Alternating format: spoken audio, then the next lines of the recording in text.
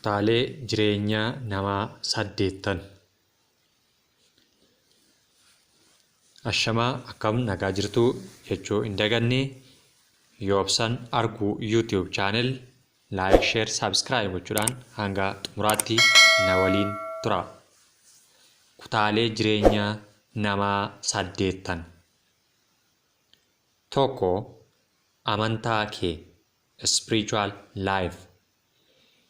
Amantaa kee gaafa jedhu jechoota kitaaba qulqulluu hammamuu yoo dubbiftu hammamuus yoo dubbatte hojiidhaan hin agarsiistu taanaan bu'aa maalii siif qabaa jedha namichi buudiyaa jedhamu yookiin amantii buudiizimii hordofu tokko jechuudha.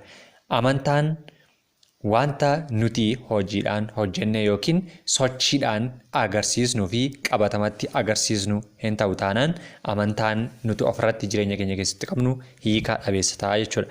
Amantaa keetti milkaa'uuf karoora guyyaa qabaachuu qabda. 2. Sammuu kee your mind. Sammuu kee jijjiiruu yoo dandeesse jireenya kee jijjiiruu dandeessa. Namicha William James jedhutu jecha kana jedha jechuudha. Sammuun keenya lafa investmentii yookiin qonni irratti raawwachuu danda'udha jechuudha. Gaafa invest goonu sammuu keenya wantoota qulqulluu yoo irra facaasne yookiin sanyii gaarii yoo irra facaasne wanta gaarii nuuf naqata. Yoo wantoota badaa fi wantoota hamoo sammuu keenya keessa bulchines akkasuma waan facaasne irraa waan galchannuu fi namichi kun sammuun keenya investmentii yookiin lafa qonnaa mijataa ta'edha jedha lamaansaafiyyuu jechuudha. 3. Miira kee to'adhu. Your emotion control. Miira kee to'adhu. Arrabni lafee hin qabu garuu lafee cabsaa akkuma Oromoon jedhu miira keenya to'achuu dadhabuutiin yookiin yeroo aarree jirrutti waadaa hin dandeenye galuu yookiin immoo yeroo aarree jirrutti aarii keenya to'achuu dadhabuutiin rakkoo ofirraan geessisuun miira keenya to'achuu jedhama. 4. Qaama kee your body isa jennu jechuudha. Qaama keenyaaf eeggannoo hin taasisnu taanaan kaayyoo keenyaa fi mul'ata bor itti deemnu tokko bira ga'uudhaaf rakkoo nutti fidaa jechuudha. Qaama kee kunuunsi bakka jireenya kee tokkicha waan ta'eef jedha namichi Jim Rohn jedhamu jechuudha. Sammuun keenya taansee qaamni keenya eeggannoo guddaa waan taasisuuf qabnuu fi rakkoorra baraarree rakkoo sana dabarree milkaa'ina keenyaa fi kaayyoo keenya galma geessuuf qaama keenyaaf kunuunsa taasisuu qabna. Qaama keenyaaf kunuunsi nuti taasisuu qabnu inni tokkoffaan qulqullina qaama keenyaa eeggachuu fi akkasuma balaawwan gara qaama keenyaatti dhufan ofirraa to'achuun isa jalqabaati. 5. Faayinaansii kee.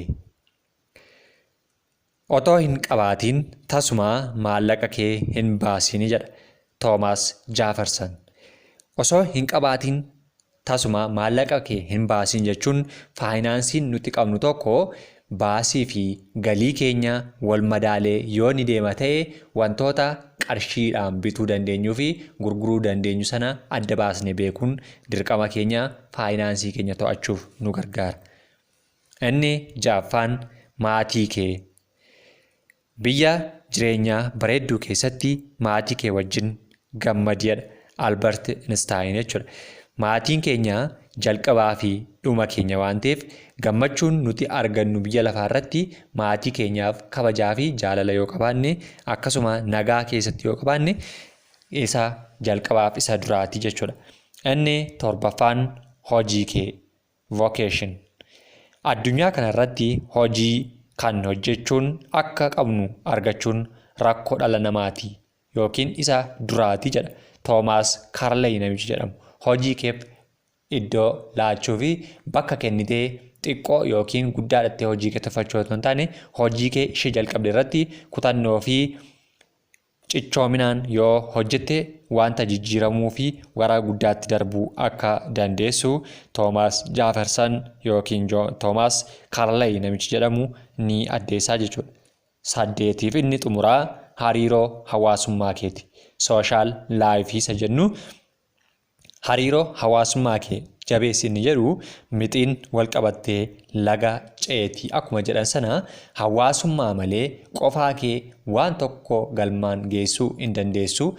Akkasuma hawaasummaan yoos bira jiraate haguma namoonni cimoon sitti naanna'anii jiran namoonni giddugaleessaa fi namoonni suutee ta'anillee siif hiika jireenya keetti laachuu danda'u yookiin akkuma ittoon ashaboo malee hin minyoofne wantoonni jireenya keenya keessatti sochiidhaaf nu taasisus jireenya hawaasummaa yookiin hariiroon hawaasummaa nuti qabnu akkuma ashaboo ittootti dabalamee mi'eessuu waan ta'eef jireenya hawaasummaa kee jabeessii eegi yookiin nageenya hariiroo hawaasummaa kee cimsi.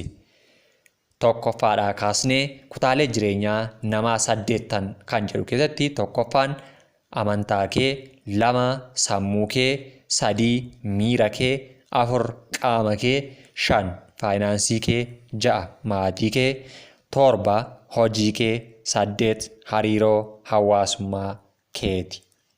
Yoobsan arguu YouTube channel like, share, subscribe gochuun na waliin ta'uu ni dandeessu. Yoo isinitti tole yaada naaf barreessaa. Galatoomaa ulfaadhaa deebana.